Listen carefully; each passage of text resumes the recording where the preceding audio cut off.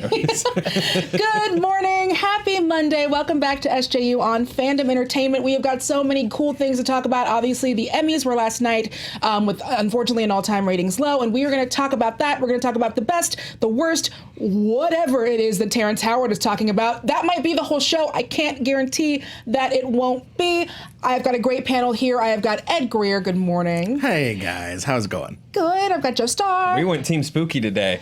Oh, you did go Team Spooky. You've got the head and you've got the bones. Yep. I like it. Yep. Skull and Bones, a group none of us will ever be allowed in. Spencer Gilbert. Speak for yourself. Blood rituals at 9. And I'm wearing my skull socks. Yeah! Skull gang. Skull gang. How did I not get the skull memo? It's picture day, you guys. Everyone's looking all fancy. So just to start with, does anyone have any and we are going to get there, I promise, but does anyone have any non-award / Terrence Howard favorite moments? Well, I think anytime for Oscars or Emmys or anything where everyone's like, how they do it with no host? And it's like, that's how. An announcer brings out some people, they give out some awards, and then they leave. It's easy. Like, I don't think you need someone holding together the DNA of the show to keep it moving forward. Did you like that? Did you think that? A lot of people on Twitter were like, every time there'd be an awkward moment, they'd say, and this is why you need a host. And I'm like, is it? Because I feel like every time there's an awkward moment, the host just makes it worse. Yeah, we all remember Oprah Uma at this table. We're of a certain age, Spencer. Yeah, we would funnier the that. fourth time. I don't know. Yeah, I thought it actually moved kind of smoothly. I know that a lot of people, I've been alerted to the fact that everyone hated it, but I actually liked Thomas Lennon being weird. I did too. I thought it was great. I did too. Friend of the show, Thomas Lennon, been on SJU, and now look at him. Yeah. Yep. Yeah, I'll echo that point about Thomas Lennon. He's great, and giving him a little space to play without anybody coming in going, yeah, I'm hosty host. Hey, stop riffing. Yeah, I don't know who was like, I know the secret sauce that'll get eyes on the show. One of the guys from the state. Riffing on a god mic. It was for me, but I was gonna watch anyway. But yeah, he got some really good zings in there. There was nothing that was more true about live TV than just watching him just bail on a bit like halfway through. Yep. Oh, I just felt like, that. Never mind. I felt that in my heart. Yep. Oh, that is the beauty of live television. The Game of Thrones one was probably the Enjoy Your 2 Weeks in Jail was pretty solid, but the Game of Thrones was great with and here they come with 4 or 5 people you recognize. Yep. Nope. The writer. Yeah. Nope. Yeah, that was great. That was great. All right, is there anything that you did not like or that you couldn't stand that happened during the show, or? It's an awards show. You're gonna get bored. I got bored. The variety song, they should have cut that. That was rough. The variety show song. I mean, it was just a way to show off all the new Masked Singer costumes. Right. But other than that, nobody's bits completely failed. Yeah, what's her name from Ozark? Kind of got real worried for her when she started talking about chocolate and then gave up on it. But then she kind of brought it back. Found it. Yeah, she found it. Yeah, I was really hoping that they would call back the we just had eye surgery bit by introducing Michael Douglas later on in the evening as Mickey Two Hands or whatever they called him. But other than that, no, it's a pretty good show. Yeah, it was fine. It's like you said, it's an award show. I don't know what I don't know what we've come to expect. It's an award show. They put them together. It's not the Tonys. Sorry, the Tonys nails it every year. Not every award show does that. So one of the questions everyone's talking about is how there's been lower ratings. Why do you think fewer people are watching the show? I have some ideas. My idea, everyone I know watched it on Twitter. Yep. Right. I think fewer, and it's reflected in the winners and the nominees, is fewer and fewer people watch broadcast television or have broadcast television anymore. So the idea that a show that's been rotated from CBS, NBC, Fox, the networks gets lower and lower ratings every year. The people that would be interested, because it's interesting, all these are streaming shows that got nominated. Yeah. The audience for that skews younger, but the awards are still on broadcast TV where the audience for these shows isn't. Yeah. So I don't see how this would change. It should be streaming on YouTube, Amazon, or YouTube, whatever. or Hulu. Yeah. At least, because what happens is, I think I've talked about this before with the Oscars. SNL did a great thing when they realized that what people were doing was, as soon as a sketch went up, they would take it, they would throw it on Twitter almost immediately, so you wouldn't have to wait until, whatever that deadline is for Hulu. SNL recognized, okay, well, we can make everything live at the same time, and we'll just do that, and then we'll get the hits on YouTube, where we can take clips as they go through the show. They're literally like uploading things live while the show is happening, and then we will get that money, and we will get those eyes on the product. These award shows, I think they're at a point where they've got to start also doing that, where they have to say, like, hey, you know, we're going to take this, you know, this section or this bit or this whatever and start uploading it during that, because if not, it's just like people doing, the few people that do have, you know, terrestrial TV, they are just taking crappy phone videos and then throwing it up, and that's how that's how I watched it. God bless the person who uploaded the viral Terrence Howard clip. That is there was no. But there's an artistry to that, because the multiple zooms in on the hairline. We'll talk about it. Yeah, sorry. We're very excited about this, but we have to get to our broccoli before we can have dessert. All right. Also, can I do one point I think people are eschewing? It's just as hard to see. It is almost as hard to see all the good television as it is to see all the movies. The cost prohibitive nature of going out to movies, especially if you have a family, is echoed in how much time you must expend to watch all these shows. I think that's one key point about why why do I want to see you reward something I didn't see? Sure. Right. And and you know, Game of Thrones probably. Are we still on the same page on this? Last water cooler show? Yeah, definitely. Not a new one yet. Last of the buffalo skins, you might say. I mean, this is their last stand, and you know, the last season wasn't exactly lighting it on fire. So I don't know that anyone was tuning in solely to see Game of Thrones just come in and crush it. Right. Because they had a rough night. Yeah, Game of Thrones fans were all hate watching this, which is not as big a number as Game of Thrones fans. Yeah. Normally. Not normally. All right, so let's get into some of these winners from the big night. For drama series, it was Game of Thrones. They were the winner. Joe, how did you put the way that they went up on stage? Oh, it was a death march. Like, they were so sad and like they looked like they had gone through the long night.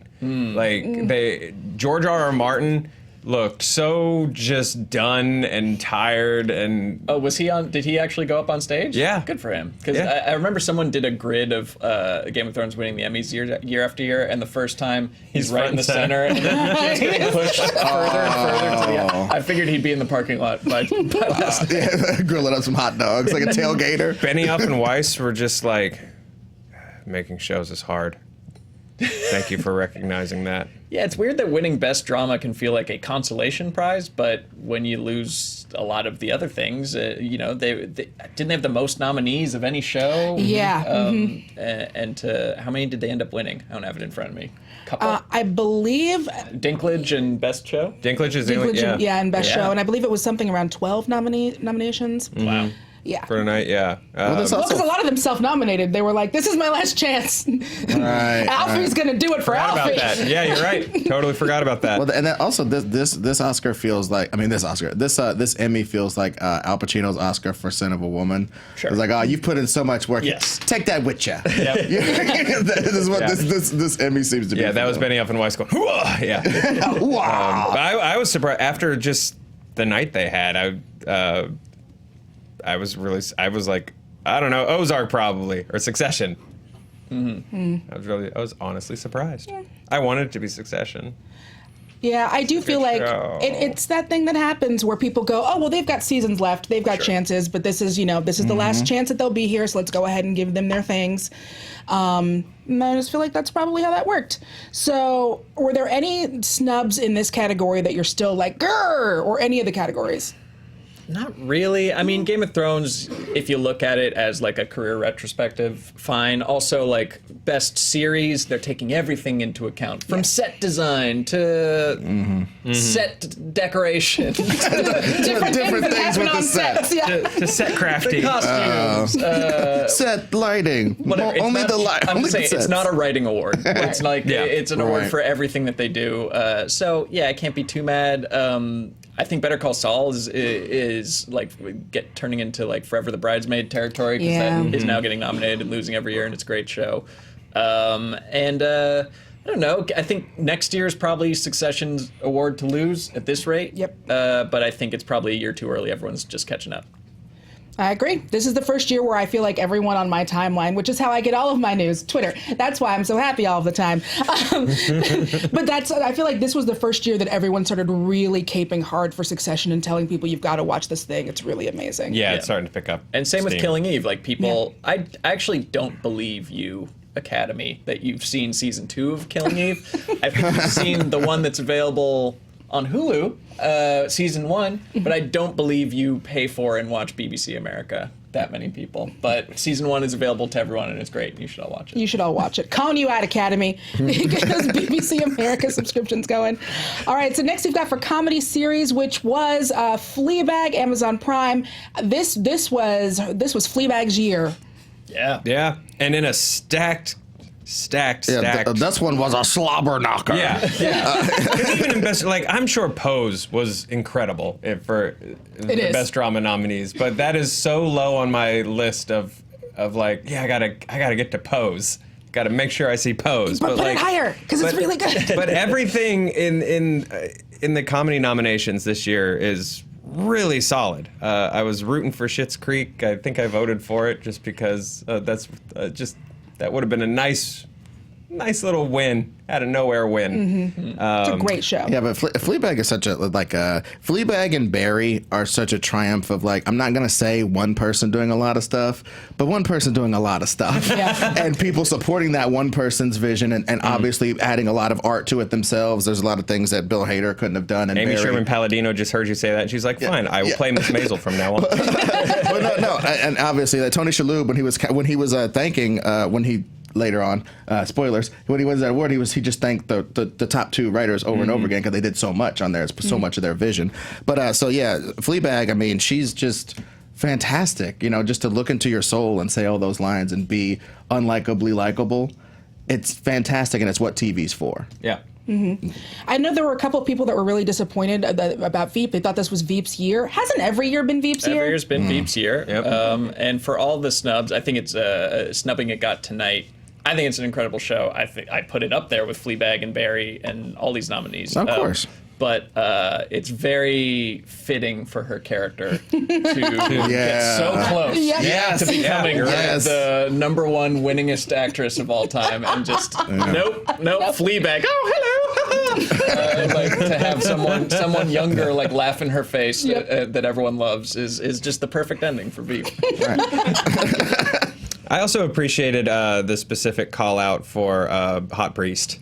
The specific in the speech, pumping the brakes and being 2. Look, this wouldn't have been what it is without Hot Priest. But real heads know him as Hot Sherlock villain way before that. Yeah. Oh, yeah. And I will say that he has inspired a Halloween costume. We don't have the asset for that because that would get us taken off the air immediately. Is it just a priest?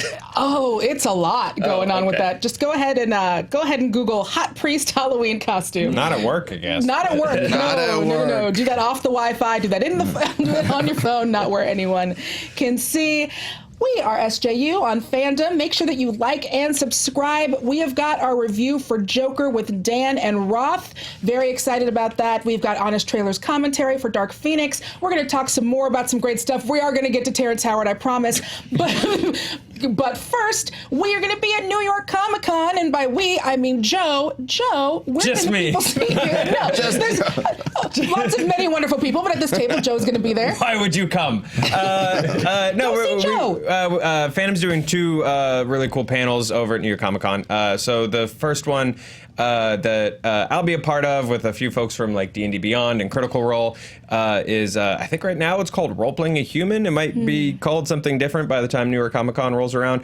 You can join Fandom, D&D Beyond, and guests to talk about the impact tabletop RPGs have had on their personal lives and careers. It is, actually. That's the twist. We're just getting them in to say we're talking about D&D. It's about how role-playing has helped develop attributes even more important than strength: empathy, cooperation, and tolerance. Brian Posehn will be there. Dan Tefler, Rachel Miner. It's gonna be a really fun one. It's Thursday. Is that a McElroy? Yeah. Clint McElroy's going to be there Thursday, October 3rd. That's at 12:30 to 1:30 in room 1A2A, 1A21. Just 1A21. Just 1A21. The links will be in the description, too. That is the one. Yeah, it's in the description. And then the main event. we're premiering Galaxy Quest, our doc. It's done. It's done. Yeah. It's so good. Lock picture. We'll be screening it at New York Comic Con Saturday night, October 5th at 8:30 in room 1A10. 1A10, baby. Yeah, we'll be screening the doc, and then we'll be doing a Screen Junkies panel afterwards. So you'll probably be getting some movie fighting, some footage from other stuff that's coming up after Galaxy Quest. Ooh, late night. Yeah, late night. Wow. Late night's gonna get saucy. Oh Ooh, yeah. brassy. Oh yeah, it's gonna get real brassy. Once 10 p.m. hits, baby, that show gets brassy. No, it's gonna be super fun. So please come out, hang out with us. The live stuff's my favorite thing to do that we do here. Being able to connect with you guys and actually perform in a room with you, and then hang out afterwards is legit our favorite thing. So Seriously. Yeah, come out, say hey. We'll see you there. Awesome. And as we've been spotlighting all month, September is Suicide Awareness and Prevention Month, so we wanted to spotlight an organization dealing with that problem with a highly at-risk portion of our population. Stack Up brings veterans and civilians together through a shared love of video gaming. Stack Up serves U.S. and allied service members, veterans, and civilians to assist in crisis intervention, suicide prevention, and issues concerning mental health through gaming and community. Visit stackup.org for more information. The Stack Up Stop program are people who are trained and certified specifically to assist in crisis intervention, suicide prevention, and issues concerning mental health. They provide peer-to-peer mental health support for veterans and civilians alike 24/7 through the Stack Up Discord server. Make sure you click that link down below if you would like to hear more about what this organization is doing. All right, y'all. We are here. I love the title of this segment. Terrence Howard knows the truth behind the truth's truth.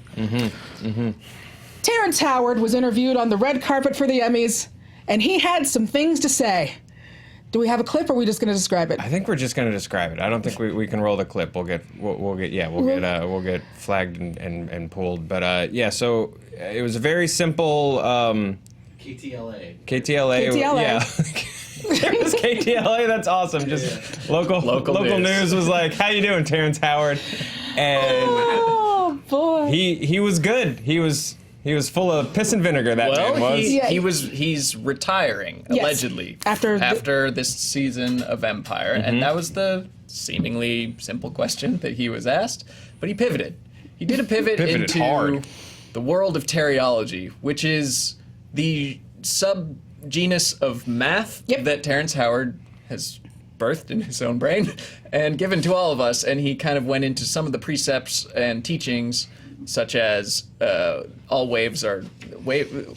straight lines are impossible because everything is a wave. everything is a wave. Give me some other highlights. One times one cannot equal one. That is not possible. 1 times 1 is 2. Yeah. He's unlocking he's blossoming the flower that Yes, was he opened it up. Pythagoras' truth that he sought. And on Tuesday, when he gets his star on the Walk of Fame, he's going to explain that gravity is only an effect and not a force. I don't know. I hope it happens at the ceremony. I kind of want to be there. Well, We'll be doing a follow-up show. on YouTube. He's going to build guys. I don't know why you're being so obtuse about this.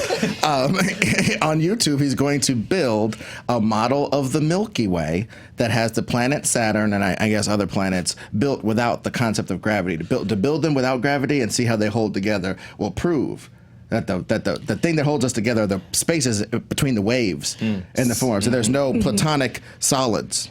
Now, this might be a surprise to some, but I've been a longtime student of teriology. Yes, I've got notes right here. Yeah, it all came about in like an interview from Rolling 2015 when he was in school for like engineering or something like that, and he got. This is why actors are the best. His professor said something about 1 times 1, and he said how it equals 2, and he said no. And he dropped out because of that, to pursue his math. And I get it. There's 2 1s on this side, so how could there not be 2 on the other side? It's simple teriology. But this is not a new thing, and he's just been hard to work with for so long, and you got to wonder if it's because he corners all of his castmates and makes them admit that stars aren't real because numbers are delicious. Yeah, he has decided that he has his whole new math. He has like these sculptures that he'll make to represent the new numbers. Yeah. The new numbers and the sculptures are both copyrighted, if I'm not mistaken, or patented, because he doesn't want anyone else to steal Terryology. That belongs to I Terry. thought it was all written in code so that no one could steal it. So. I believe, that is also one of them. Also patented. But yeah, so he here's the. He posts his proofs online. You can check his Twitter feed. Some of the quotes from that old Rolling Stone video or interview: "If Pythagoras was here to see it, he would lose his mind. Einstein too. Tesla. How can it equal 1? If 1 times 1 equals 1, that means that 2 is of no value because 1 times itself has no effect. 1 times 1 equals 2 because the square root of 4 is 2. And so what's the square root of 2? Should be 1, but we're told it's 2, and that cannot be." You know, who is the smartest person alive, and why is it Terrence Howard? Look, when I was in Because he's an first actor. grade, I tested out at my school. I went to and I went to another. It was a terrible mistake. I think they switched scantrons, and they were like, "This boy's advanced," which no, I am not. And I went to a school that did all new math. Do you remember new math? Yeah. That was it. So like no one taught me things like you should just memorize multiplication tables. They were like, no, here's a puzzle that teaches you how to add. And I can't help but wonder how different my life would be if I had tested out of school and then gone to a school that focused solely on Terryology. I mean, well, Terrence Howard, sorry, not Terry, we're not that close. Terrenceology. He has said that now his goal is that this is the last generation of children that will believe that 1 times 1 equals 1. It might be, but just because they cut funding for public education. That looks like 2 ones. It's 2. Well, I mean, but people, and the thing is, I'm not trying to have sympathy for like this ridiculousness, but I will say that I'm impressed. Being in Hollywood is so hard, and achieving any sort of success is so hard that those people, when they achieve it, they're like Infinity Gauntlet status. They feel as though they've done the hardest thing that is in the world to do. They become a movie star or a TV star, and they're like, "Well, I must know a lot of stuff about a lot of stuff. I just must." You know, you're on the set. It's hard out here doing math, and you're like, "Oh, dude, no, hold on." And you got all these thoughts now because like you've achieved this beautiful thing. Like Neil Adams, the comic book artist, thinks the world is getting bigger.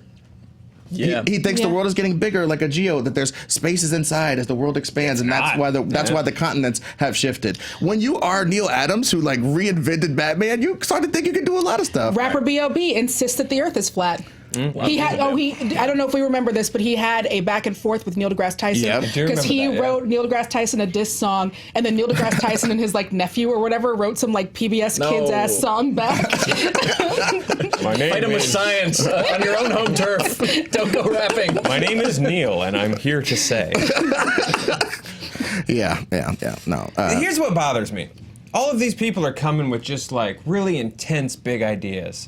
Jared Leto's the one that has everybody on an island. Like, that's not fair. About Jared Leto's Cult Island? Yeah, Jared Leto's Cult. No, we haven't on the show. Yeah, no, we haven't. Oh, I feel like I usually wait for you for stuff like that. No, I love when the world of celebrity becomes real, and they confuse their persona with the world, because Jared Leto jokingly brought all of his followers to an island, and they all dressed in. I don't know. I'm still doing quotes because it's real. They all he took all his followers to an island, and they all dressed in white robes and like Jesus sandals. And like they're all gathered around him with his Jesus hair, talking. And he makes them like bow at one point or something, right? Yeah. Like look at my feet or something. I don't know, man. Look at it. Or like get down and lick my feet.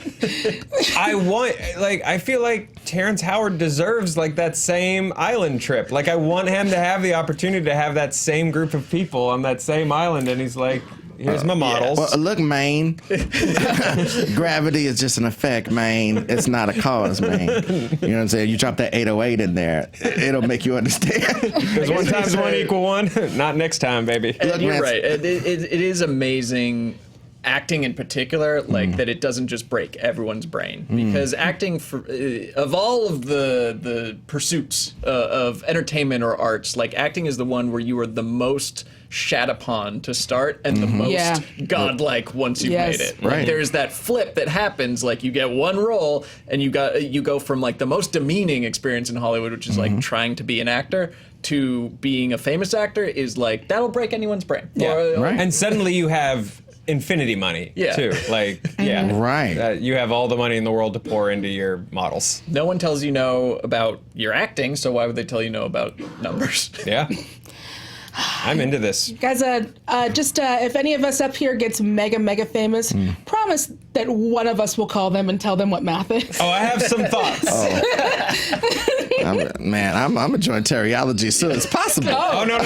You're gonna. It's gonna be the new ology. I'm gonna get down with the new ology. This is gonna be the last generation of people who go to the other ology. Wait till Starrology. I'm gonna go to this ology. Wait till Starronomy drops, and you are gonna. Yeah. All right, what's the number one principle? No, not dropping it. Because right now, like, I don't have like the base to like build this around. Right now, it'd be like me and Dizzle. Like, he'd be my only follower, and he'd be a dope follower. Dizzle, I see you. Yeah. Dope. But like, we're not enough for a movement. So I'm hoping. Well, I just want to hear but I the got sermons. some thoughts about the number 7. I want to hear your sermons, and I want to hear the Terrentology sermons. It's like, man, you know why I didn't want to do that Iron Man too? Because I didn't want to do Iron Man too, because I didn't want to be no war machine, man. I want to be a regular. Oh, I thought dude. you were going to explain that Iron Man 2 can't exist. Man, the waveform, there's no platonic solids to make the armor, man. So yeah, the geometry don't make sense. Do you think his contracts are written up in Terryology? Oh my God. I don't know. I guarantee you that his manager has to spend so much time like writing up a fake Terrence Howard math contract just to like show to him. Because if not, he would be getting paid roughly about $1 per every episode of Empire. Would be my guess. Oh yeah, because you can't times them. Yeah, You can't time multiplication.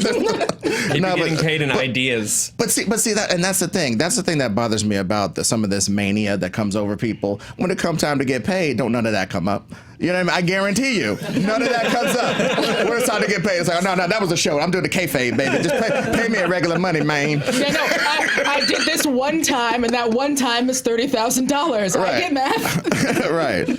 Yeah. Oh, he solved it, y'all. We'll cover more of that depending on what he says about Gravity tomorrow. Yeah. I need Yeah. it. I'm bummed that I will not be here on Wednesday for it. Sad face. All right, so now let's get to some more of these Emmy winners, and we'll talk about a few of them, just kind of run through them really quickly. Limited series, Chernobyl was the big winner. I felt like that was the favorite. Yeah. Oh yeah. Yeah, far and away the favorite. When They See Us was amazing. I wish more people saw it, but I get it. Escape at Dannemora is my a bummer. little show that could. Oh, you were still talking about. Oh no, I'm just saying When They See Us Us. is a bummer. Escape at Dannemora is great. That opening scene, if you can get past that, you're great. It's an ugly show, but in the best way. Yeah. It just deals with the ugliness of all that. Well, I think it's interesting. Wait, the ugliness of like the show, all that. Yeah. Yes. Ooh, man. You want to know what happened to Kel? He did not escape from Dannemora. No. For TV movie, we had Black Mirror Bandersnatch. That one also seems pretty. Now, lead actor in a drama series, Billy Porter from Pose is the winner. The hat. I am so I love Pose. I have talked up the brilliance of Pose in every chance I get.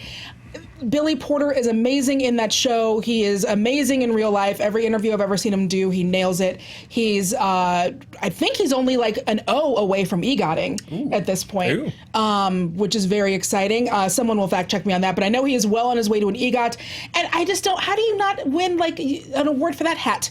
I mean, maybe it's a makeup award for when he came in on the whatever you call it, like the bad guy in 300. Oh, at the Met Ball? Yeah. Oh, it was amazing. That's exactly what you do. Yeah.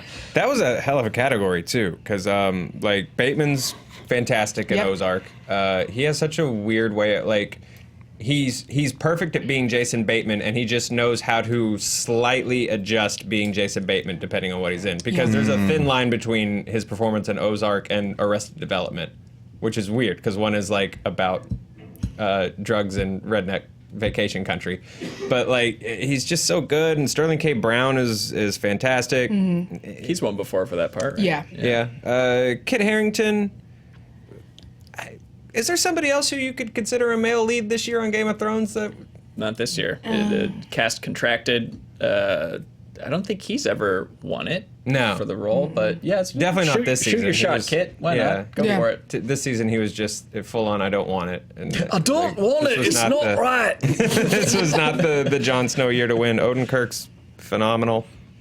Yeah, I mean, we're really starting to Susan Lucci him up a little bit. Has he won it before? We seem to be taking him for granted a lot. That he's always going to be there for us to reward at some point. I just love that we live in a reality where Bob Odenkirk is suddenly like this lead actor in a drama series. And he's going to take like a Liam Neeson turn in his new movie, apparently, where he snaps and kicks a lot of ass. What? Yeah. Oh, I need to see that. It's like a combination of what was it, like Falling Down and John Wick. Well, it's done by some John Wick yeah. people. That's why I'm calling it that. And and it's like a mission of revenge from an older gentleman. starring Bob Odenkirk. Yes. A particular set of skills. From Mr. Sketch Show. comedy. Oh, man. That's amazing. Voice acting. I'm so happy. Dude, I want to see Bob Odenkirk's fighting, Mr. Show fighting style. Yeah. Just like non sequitur punches coming all, but they're all David connected. Cross would be the one that would like have a murder streak on in film. That Bob Odenkirk movie is called Nobody. And Nobody. It comes out August of next year. Yeah. All right, Nobody coming out ready. August of John next Wick's year. Guy to John Wick's script is on it. Yeah. David nice. Cross has his own math.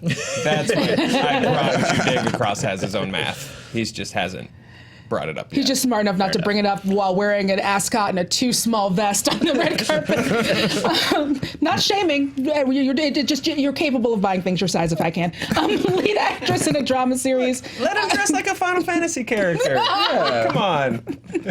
I let him. No one can stop him. Let him summon Shiva. Hey, look, man, when that math comes in and it's proven to be right, and we're the people who are stoning Galileo or something, this will be on tape. This will be going throughout the universe. He'll have us chased. Well, I mean, this will be evidence of our thought crimes. He was dressed like Nikolai Tesla from The Prestige, but with more sequins. Bedazzle it. All right, so lead actress in a drama series, we've got Jodie, I believe it's Comer? Yeah, from Killing Eve. That was one where, like you said, I think a lot of people are behind, but I know that that's been doing great. Viola Davis, I love her. This was not How to Get Away with Murder's year. Laura Linney can give everything, anything. Mandy Moore is amazing in her Dynasty dress last night. Sandra Oh, obviously great. Amelia Clark, great. She won it last year, right? Yeah, she won it last year. Yeah. And it's kind of Robin Wright. crazy for me that, like, look, we all have our picadillos with Game of Thrones. We're not all the biggest fans of the final season, but the fact that they've never won lead actress after, like, we got so many great Lena Headey seasons and, like, so many great, I forget the name, Rob Stark's mom. Her, that actress. The zombie. Like, there have been so many great female lead performances in that show over the 8 seasons, and, like, Emilia, like, she acted the crap out of what she was given. So I don't know, like that to me was a bit of a snub. Even though I think Killing Eve is probably just as good, if not better. I do think this is one of those cases where we do kind of wait because it's like, oh, something's got a long life and the quality is going to stay the same forever and everything's going to stay the same forever. Maybe we just vote for people not based on when their show might end, but whether or not they deserve the award. Nah. Yeah. No, I do feel like the Academy does vote a lot of the time like they're John Cusack and High Fidelity, where they're just constantly like, yeah, we're in a good thing right now, but look at, maybe next year I hook up with Game of Thrones and then I give her the award. I agree. Vote for the show when it's good. right then. Yeah, do it then. Don't wait. Everything can change. Otherwise, we can do like a much simpler, like, congratulations, your show was popular and now it's over award. Like, we can do those instead of the Emmys. Did they do, I'd I love kind of that. skipped it. Did they do like a in memoriam for canceled shows this year? No, but they did happens? they did goodbyes to where the cast came out. They did I saw for that. Game of Thrones and they did it for Veep. But then they had like a reel of like here's some other shows we lost this year. yeah, but they didn't straight up like Arms of an will Angel. remember you. Yeah, they didn't. The premise was just a little off. They didn't sing that Goo Goo Dolls song from City of Angels as Big Bang Theory took a bow. Put your hands on the wheel, on the bike. All right. That'll never stop bothering me. Lead actor in a comedy series, Bill Hader for Barry. That was pretty clearly the front runner on that one. Another great category. Although Don Cheadle in Black Monday is very good. It is a show that no one is watching. It is part of Showtime's See Black People, We Have Stuff You Like push that they made last year. I thought it was great. It's a great show, and I know one of the guys who's writing on it. It's like, it's in a world that I think like the other side of like Wall Street, the grimy, gritty side of Wall Street with all stocks, with all sorts of people. You know what I'm saying? All the different people who are in the rungs of the stock market. I thought that they're not always yacht people. You know what I mean? There are some grim and gritty guys down in there. But Bill Hader is doing so much. You know what I mean? He's directing episodes. He's cracking story with the guys. Obviously, he's not writing every episode. He should not have to. But all the episodes are very representative of that, the arc of that character. He's playing the hell out of the arc of the character. Every episode, he has to act. He has to act as an actor.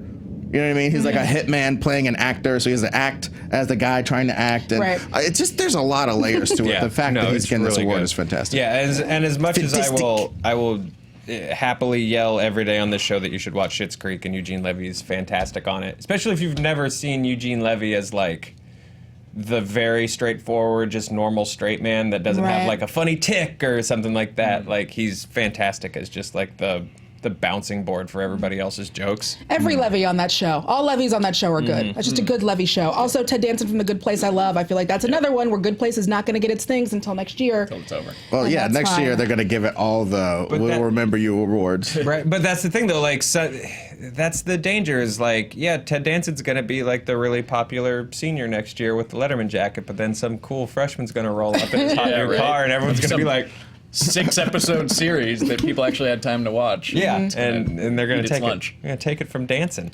Don't take it from Danson. Lead actress in a comedy series went to Phoebe Waller-Bridge. Again, Fleabag, big night. This one I do want to talk about. There's lead actor in a limited series or movie was Jarrell Jerome. When They See Us, that again, that show, that series was amazing. It is well worth your time to watch. Fantastic performance. I believe the first Latino dude to win in this category. I'd have to double check. But yeah, fantastic. Congratulations to that kid.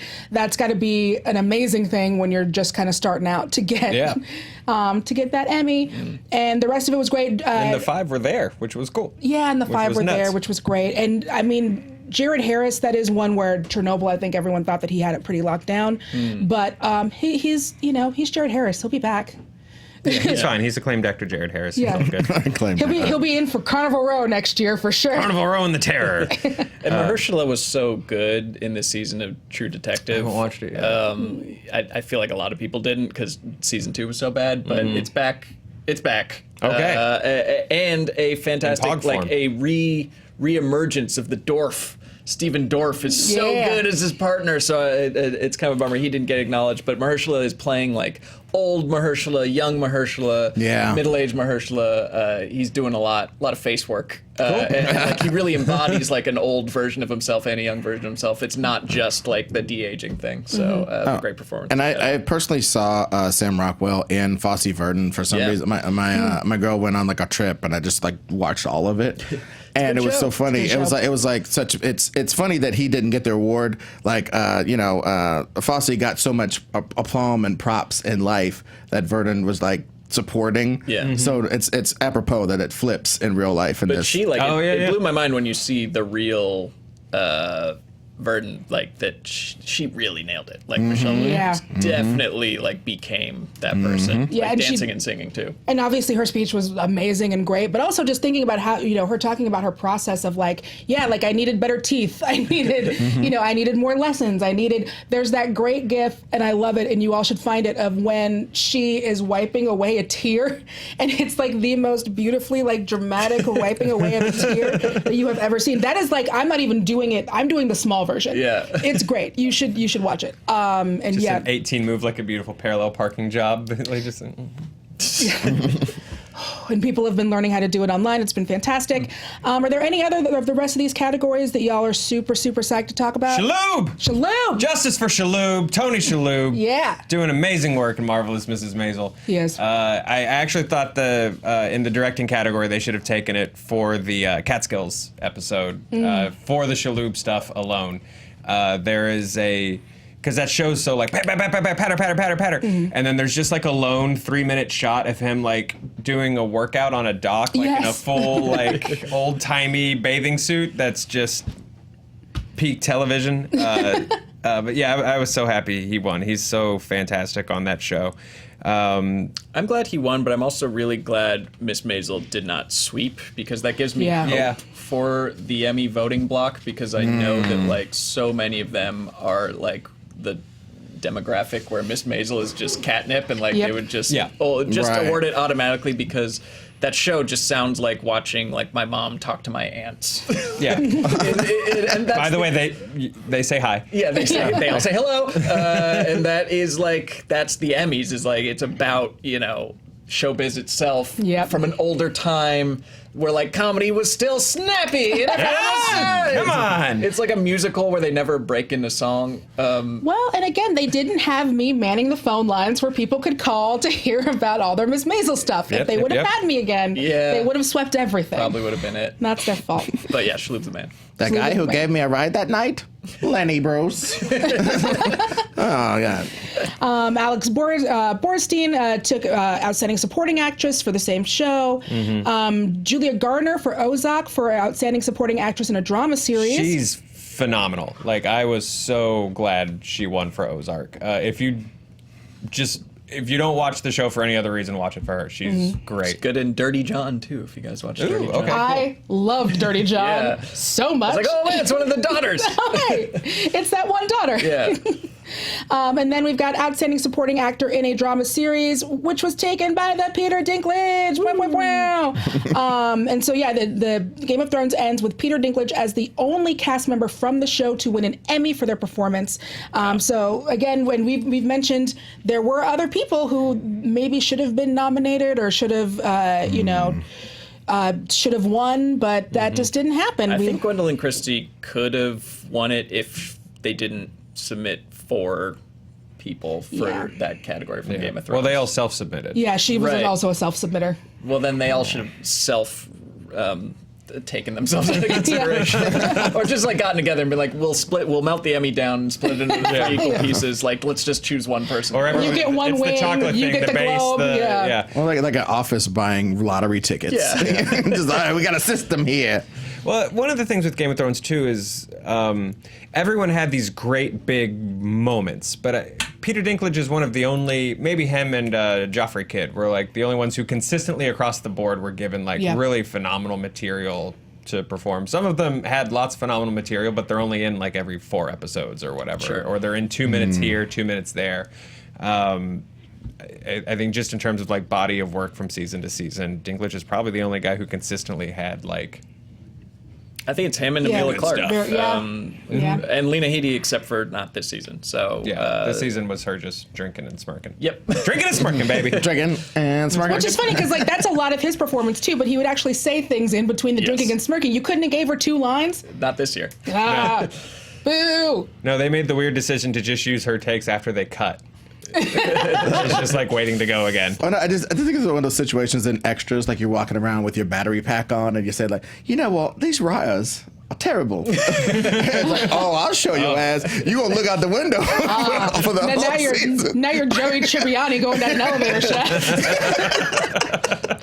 All right, well, that wraps it up for our Emmy coverage. If there's anything that you would like to hear, that you would like to talk more about, go ahead and hit them down in the comments. Any snubs, anyone that you wished would have had a great speech about what they think about numbers on the red carpet, go ahead and let us know in the comments down below, and we will see you tomorrow. Have a good day. Bye.